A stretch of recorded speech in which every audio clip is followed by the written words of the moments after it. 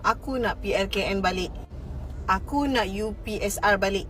Aku nak PMR balik. Aku nak CCTV ada dekat semua sekolah. Sekolah rendah dan sekolah menengah.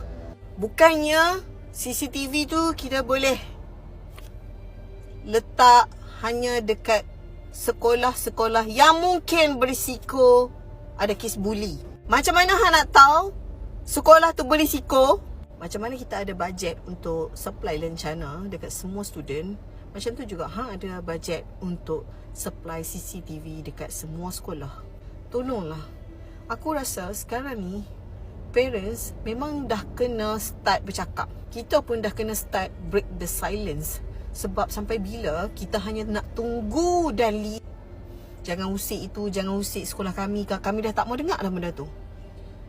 And lawatan ke penjara untuk sekolah-sekolah dah start kena buat. Dulu waktu aku sekolah memang cikgu bawa pergi penjara tu. Waktu PLKN. Masa tu ada kawan aku siap menangis, siap nak terkencing lagi. Disebabkan terlalu takut. And ada malam tu budak tu sampai tak boleh nak tidur, terlalu takut. Padahal dia budak baik. Budak zaman sekarang dia tak sama ada otak macam budak zaman dulu. So lagilah kena buat benda-benda macam ni. Dah tak boleh dah nak guna istilah yang nanti budak-budak stres. Pasal budak tak stres lah dia jadi macam ni. Sebab budak ni dah manja sangat. Kita ni dah anakkan anak-anak kita ni manja sangat.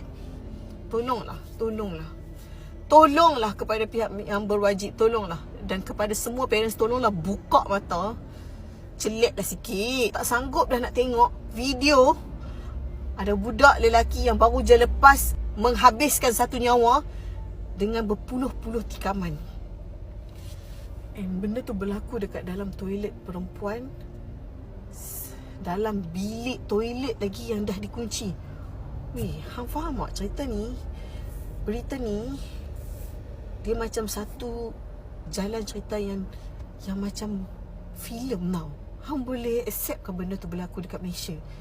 And lepas satu-satu tau. Ni baru lalu dekat FYP aku lagi tadi. Mak Gad bersama dengan boyfriendnya.